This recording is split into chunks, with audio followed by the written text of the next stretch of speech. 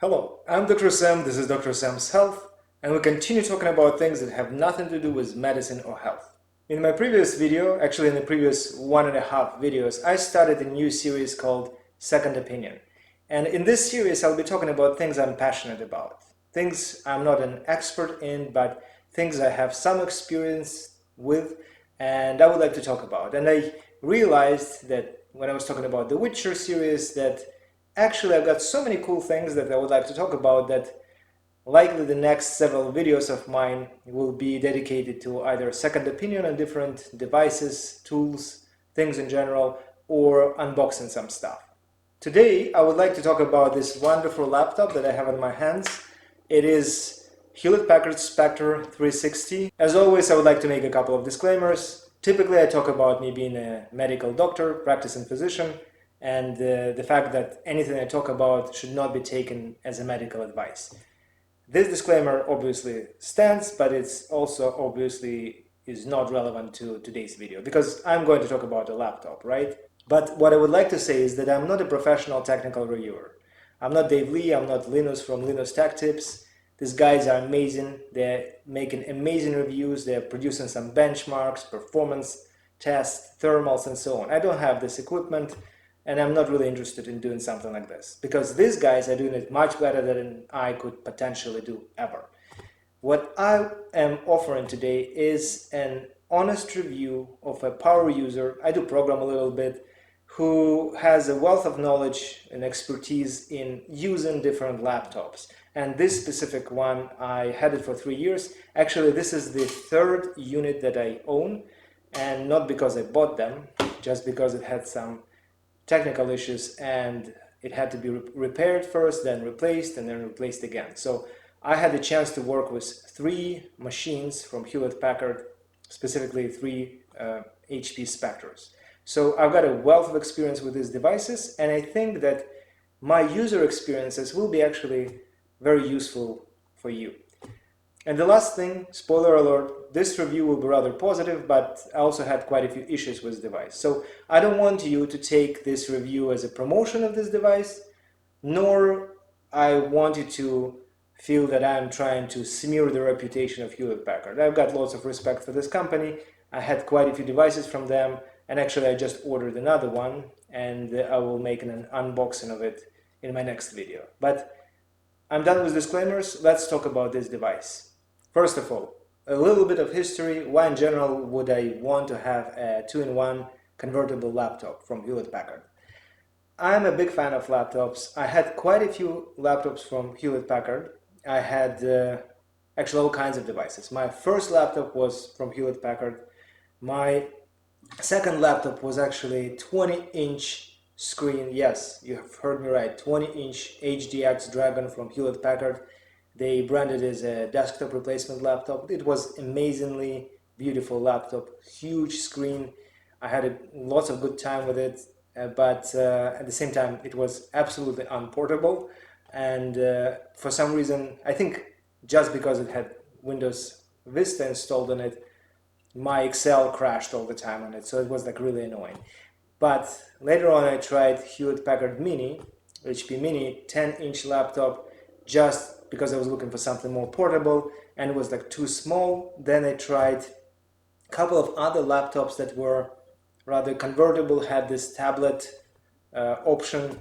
I tried Asus Transformer Book, I think it was called. It was rather unwieldy and heavy and not really useful. Mind you that it was 2011 or 2012, the times before even Microsoft Surface. It was just the very beginning of the convertible laptops era, and I think that Asus did a great job with introducing this device, but it had quite a few things to work out. Anyhow, I had to move on and try something else. I tried MacBook Air because it was very portable, very lightweight, but I remember that for a typical PC user it was very difficult to switch to Mac operating system, and little things were making a huge difference. So then I switched to iPad Pro, the very first one, which was like large, cool. It actually glitched a lot in my case, and I had to get rid of it. And then I discovered this one, Hewlett-Packard Spectre 360. an amazing laptop, at least on paper, that would combine the power of a real clamshell laptop, which can be converted, flipped into this either tent mode or tablet mode, and can be used as a tablet. And I was really fascinated with an idea of having a 15-inch tablet because I work with a lot of scientific literature, and these papers, they have a specific format. Usually there are 2 columns on a regular sheet of paper, and having something of this size, 15-inch form factor, a tablet in this size would just be perfect, because I could put a full page without shrinking it on a tablet, read it, scroll it, and I wouldn't have to do a lot of manipulations with it, but it would be comfortably placed on a screen. So I've got myself one of these Hewlett-Packard 360s, and here comes my story. First of all, a couple of words about the technical specifications of these machines. Again, I'm not a tech reviewer, but I will still do my due diligence in terms of describing them.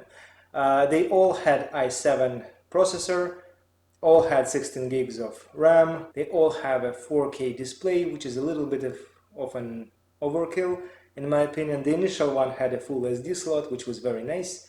This one has a mini SD slot, which is useless for my purposes. And the last technical detail is the video card, which is MX150 in the case of this machine, but for sure I know that they are making the devices with much more powerful video cards that might be more appropriate for those of you who want to play video games on them.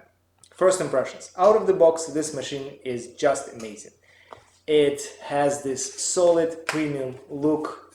It has this diamond-shaped cuts and sides. The initial machine was actually the one that had flat sides. This one has this diamond-shaped ones that makes it quite unique. The machine is beautiful. I actually like it. I like the feel of it. It has this premium look and premium feel.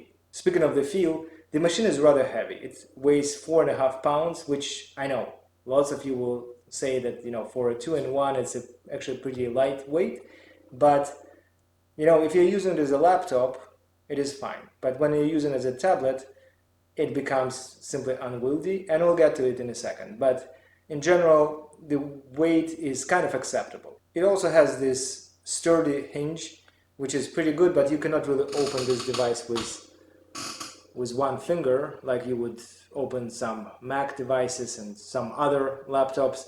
And it is a little bit of a problem because this kind of machine, you have to, when you are flipping it over, you have to have a very lightweight, light kind of tension hinge. Nevertheless, it has a relatively sturdy hinge, and the good thing about it is obviously the fact that the top part of the laptop is not wobbling a lot. You can have it on your lap, you can move it, and you can see that it's not really wobbling a lot. Next thing is the monitor. Take a look at it. I hope you can see it really well. By the way, you can see how I can handle it, right? So the weight is not really an issue. I can hold it with one hand, not for a long time, but I can still hold it with one hand by just the corner of it. You can take a look at the screen. I'm not sure how much you will see from here, but the screen is really vibrant and beautiful. So the screen is amazing, but I have 2 issues with the screen. Issue number 1 is the aspect ratio, which is very good for video consumption. It's 16:9, but for somebody like myself, as I said, it is important for me to be able to read scientific articles. And if I open this device, it takes a while to recognize me, but say if I want to flip it, by the way, please pay attention to the fact that it was not that easy to do. Reading things on a big screen is not that convenient because I've got just a regular book here, because the screen is so narrow that it has to shrink the pages, and I would say in many cases it makes it in a way that is kind of beyond my comfort level. I would rather have a different aspect ratio, like 16:10 or 3:2. So this device lacks this part. And the second problem with the screen, I'm not sure if you can see it, but it's very reflective. And right now I've got something white on the screen, but if I had something dark, or for example, I was watching like some movie on Netflix, it reflects everything. You're like looking into the mirror, and this device is almost impossible to use outdoors or anywhere where there is a lot of light. Nevertheless, the keyboard is amazing. This device is really good. The sense, the feel of the keyboard is amazing, and it actually has a full numeric keypad, so that is something I really like. The sound is good. It has Bang & Olufsen sound system, which is also amazing. So in total, in summary, this device is already really good for consumption of media and for productivity software like Microsoft Office. At this point, I would like to deviate a little bit from my user experiences to my customer service experiences. I already mentioned that this device had some issues and I had to replace it and repair it. And let me speak about customer experiences, customer service. First of all, talking to them is not the most pleasurable activity. Their ability to connect with you, there are some hoops to have to go over in order to get to them. They always ask you a bunch of questions about yourself. You have to spell out your last name, which in my case is a torture. Then you have to spell out your email. Then they say, oh, you have to go to another department. Then you repeat the same thing there. Sometimes they bounce you between American side and Canadian side, which is actually annoying. But overall, they are trying to help you, okay? And accept that they have certain protocol, which is foolproof, but it's hard to be kind of, not a victim of it, but a part of this protocol.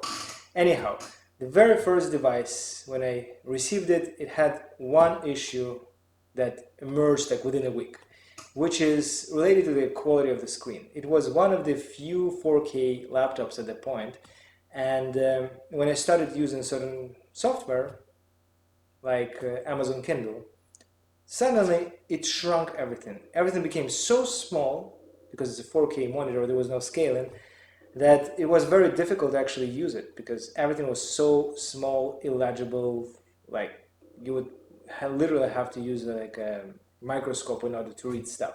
So I called the customer service, and they actually wasted several hours of my life, and nobody was able to give me an advice. So I had to find it myself. I figured it out, but during this process, the device was pretty much unusable.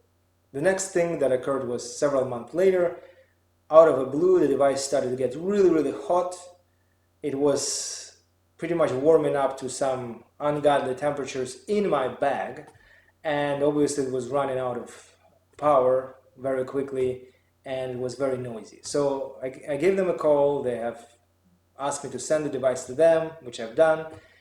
They replaced half of the internals there, like all the fans and so on, sent it back to me, and it was a little bit annoying because they had to format everything, so they reset the device to factory settings, so I had to reinstall all the software and so on. And I know that a lot of people will say, well, there are certain ways of preserving all the information. Yes, there are these ways, I know about them, but first of all, it was not called for. Second, I was without this device for 3 weeks, and then I had to spend several hours restoring things. Plus, there are things that are not really restorable, like personalized things in a taskbar in Microsoft Word. I'm just giving you some examples, but there are like 20 different things that you have to do, like reinstalling Kindle and reactivating device, things like that. Obviously, that was inconvenient. It took me a while to reinstall everything and restart using this device, and then again several months later it started to get very hot and noisy and was unpleasant. I gave them another call, and then again they tried to talk me out of it. They're telling me that when device is under a lot of like processing load, it can get warmer, and they're using these euphemisms. I said, you don't understand. First of all, I'm not using it. I'm not doing like any video editing or anything like this. I'm not even playing video games. It's just sitting on my desk, charging and getting really hot and noisy. I don't think it's acceptable. And they're talking about like some temperature. So I actually purchased the software that would allow me to check the temperature of the processor. It was getting to 100 degrees Celsius without any load. So I guess I've sent them actually several screenshots, and it was absolutely obvious that the device was problematic. They offered me repairs again, and I said that, I do not accept it. I want a new device, I'm tired of this. So they have sent me a new device. Several months later, this device happened to have the same problem, and long story short, they replaced it again. So this is the third unit. Over the course of this replacements, this device got slightly more advanced technologically. We went from i7 2-core processor to 4-core processor to 1 terabyte SSD, but each time I was without computer for at least a couple of days. I was forced to reinstall lots of things, and in general I've spent 20, 30, maybe 40 hours talking to them, sending stuff out, replacing, reinstalling, and so on. If I turn it into my work hour wages, I've wasted much more time than this device actually cost. And the last thing about customer service I would like to say is, obviously they're trying to help, but I bought a top-notch laptop in 2017, and the very first replacement one was a refurbished one, and they always send you refurbished laptops. So I completely disagree with this. This is annoying, really, because I paid for a top-notch machine, not for a second-hand laptop. And I know that this one, for example, was manufactured like 2 weeks prior to me receiving it in, I think, January, February this year. But at the end of the day, I'm paying for a premium device, I'm paying a premium price, and I don't want to have a second-hand thing. Okay, so Hewlett-Packard, please take it into consideration. And the last but not the least, I actually left a review on their website, which was never shown to public. It was like 3-star review. It wasn't like super bad. Obviously, it wasn't very complimentary, but I don't think that they are doing a fair service to potential customers by hiding the reviews of people like myself. And actually, 2 more things about customer service. One is that the website of Hewlett-Packard, I'm sorry, it sucks. It is super clunky and slow, and I'm shocked that you have this kind of quality of a website for a company that is supposed to be innovative. Okay, it's 2020, time to move on to something like working fast and smooth and giving you a chance to purchase your stuff faster. Okay, that's one thing. And the second thing is, I always buy service packs, and it's a pain in the ass registering them. It always is kind of ridiculous. You order it, then you receive some separate confirmation. Once I didn't receive it and nobody could find it, though you clearly took my money. You have to make this thing much smoother. Okay, so let's get back to the user experiences. I already spoke about this device in terms of using it for media consumption and productivity tasks like Microsoft Office. This device is really good for these tasks. The only problem is it gets hot relatively fast, and when it gets hot, the fans start spinning and they become quite noisy. And I don't like being, say, for example, in the meeting and everybody looking at me because my device is sounding like it's about to take off. But speaking of noise and overheating, it is nothing in comparison to what this device does when you are trying to use it for any kind of really demanding tasks. Good example would be video editing. I did maybe 2 videos on this device. I use Power Director, which is not a particularly demanding software, to be honest, and it took me like 2-3 times longer to edit my videos on this device. The process is a bit clunky, it's not a smooth experience, and when it processes the videos, it gets very noisy, very hot, very uncomfortable to hold it in your hands or on your lap. So if you want a really powerful machine, this machine is not for you. And I can say pretty much the same thing about the video gaming. I've never played any video games on this machine, mainly because my main machine has 2080 Ti and this one has MX 150, and quite frankly I don't have much time for playing video games, and if I do have time, I tend to dedicate it and I play it on a real machine. Actually, I'll make a couple of videos about video games in the future. I already spoke about The Witcher, but I will talk about the Cyberpunk, Doom, a couple of other games that I think were very interesting in terms of like entertainment. So stay tuned. But getting back to this device, the last thing I would like to talk about is the tablet mode. So as I said, I was really hoping to get some sort of a large, high-performing tablet device, and this one seemed to be fit in the bill perfectly, but I must say it's just too heavy. The monitor is actually, the display is large and it has very small bezels, but that is a problem. So you cannot open it with one finger. It's relatively heavy, and when you are about to put it into tablet mode, you can already see that it's a little bit like kind of problematic process. It's not a huge problem, but it's a unwieldy device. It's too heavy to be a tablet. You cannot really hold it like that for a long period of time. You will only be able to hold it like that for a couple of minutes. And I do work out, but you will end up putting it somewhere, resting it upon something. Sometimes it's your body part, and it is a bit of a problem because it's a heavy device. Eventually kind of lodge into your soft tissues, and these soft tissues will start interacting with the taskbar. The next thing is, during the process of flipping, I often hit something. It's not a dedicated tablet, so there are lots of little points that you can trigger that will start some process. So every other time I have to actually close something that I've inadvertently started. So it's not very convenient, and again, it's just too heavy to use it as a tablet, and the form factor, the aspect ratio of the tablet doesn't really allow you to use it properly and enjoy it. Also, when you do this, when you flip it over, obviously blocking the ventilation ports, so this device will get hot again, just because of the way you hold it, because of the tablet mode itself. Last thing is, maybe I should talk about the pen. I don't know, it's not particularly useful. I'm not the kind of person who uses it a lot, in part because I had this, I cannot say bad experiences, but kind of suboptimal experiences with this device. I never learned to use this pen, that I had it for 3 years. So again, don't take it as a, me being just whining about things, but I really had high hopes for this device, and unfortunately this device didn't meet my expectations fully. And before I get to my verdict, I would like to say a couple of things about the battery life.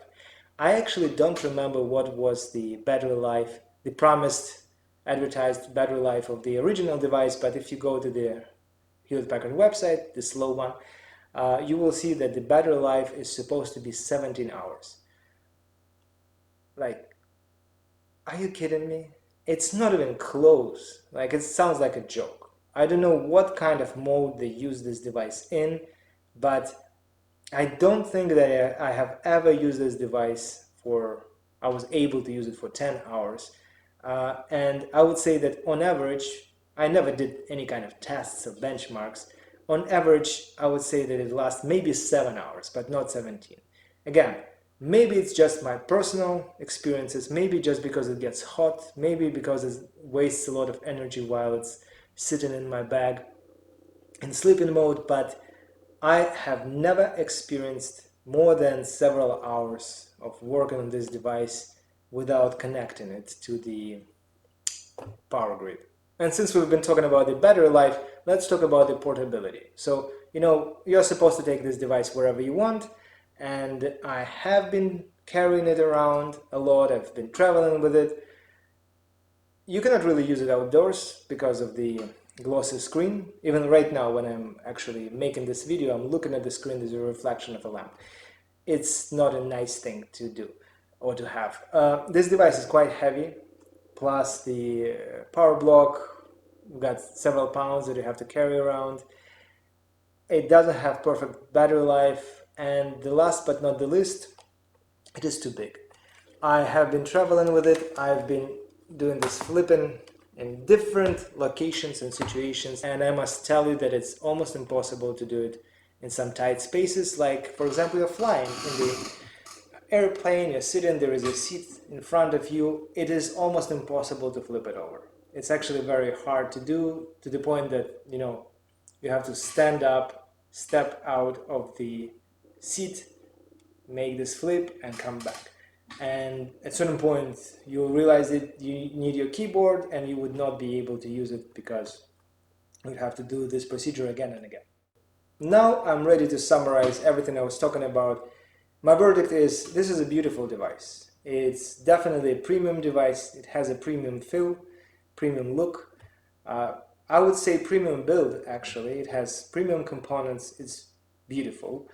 But just because it uses a very powerful components, or relatively powerful components, like i7 processor, 4K monitor, dedicated video card, MX150, it gets very hot and very noisy very quickly. And that's the problem. You can definitely use it for media consumption. It's actually like 50% of what I'm doing with this laptop is media consumption. It's really good for that because it has an amazing display, beautiful, vibrant colors. It's really, really good, and the screen aspect ratio is 16:9. It is quite good for using it in Microsoft Office, PowerPoint, Excel, and so on. It's really good for that. But quite frankly, for all these purposes, you don't need a tablet, and you don't need all these more or less powerful components. You could be better off with just a regular clamshell laptop that might be much lighter and easier to, much more portable, and have a better battery life.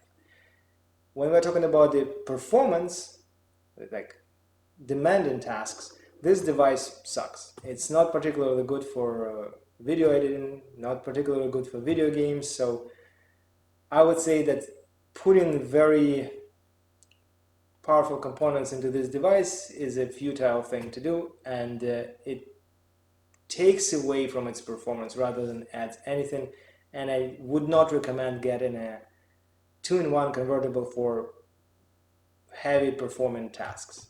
And the last aspect of usage of this device is obviously the tablet mode. The whole idea of this 2-in-1 is to be able to switch to a tablet mode. When you do this, this process is kind of awkward and the device is unwieldy. It's too heavy to be a tablet, and quite frankly, I would say it's pretty useless as a tablet. Only like 5-10% of time I use it as a tablet, and I always struggle. I fidget, I move around, I'm constantly trying to find more or less comfortable position to use it in a tablet mode, and it takes away from my productivity, my creativity. I don't want to use it in a tablet mode. So my final verdict, it's a jack of all trades but master of none. Amazing machine, but for any purpose of this device you would be better off getting something more specialized. But one big but. I think that one of the issues that this device has is its weight and size, so I decided to go further and to give Hewlett-Packard another chance. They have this machine which is called Dragonfly. It's effectively an Elite 360 device that is supposed to weigh less than 1 kilogram, or I think it's like 2.2 pounds or 2.1 pounds. It's a very beautiful device. It's a 13.3-inch laptop without dedicated graphics card, but it's super lightweight, and I honestly hope that this device will be able to meet my expectations. And another thing I would like to say is that I was actually a little bit rushed with this second opinion video because I would like to be able to do an unboxing of this Hewlett-Packard Dragonfly, and I have already ordered it, and it is already here actually. I got it in my box, so actually I'm gonna make another video right away with unboxing of this device. And I was a little bit rushed because, if I don't like this device, I've got a limited time frame to return it, obviously. Plus, I'm very curious about what is in this box, right? So I was a bit rushed to make this video. I'm sorry if there are any kind of technical issues that you notice. I also don't like the fact that I don't have my usual beard. I had to be clean shaven for mask fit testing that, because of this pandemic, had to be done more frequently. I literally feel naked and I don't feel like I'm in my element right now, but nevertheless, I'm happy that I'm doing this kind of videos. I promise you soon I will return back to health related things. I'm still working on this hunter-gatherer diet, review the science behind that, and I'll publish it within the next 2-3 weeks. But prior to doing so, I would like to do a couple of unboxings. I've got a couple of literally boxes that are sitting here in my office, in my space, that I would like to open, and I wouldn't like to waste the moment. I would like to make a video about that. So if you like this kind of videos, if you like my second opinion videos, and of course if you like my health related subjects and videos, please hit the like button, subscribe to my channel, subscribe to my website drsamshealth.com. I've got my blog there. Ask questions, leave comments, make suggestions. I'm always happy to interact with you, and I hope that making this kind of videos about things unrelated to health and medicine will add a little bit of spice to my channel and will make it more versatile and more interesting for the broadest audience possible. Thank you for watching, stay tuned and stay healthy. All the best.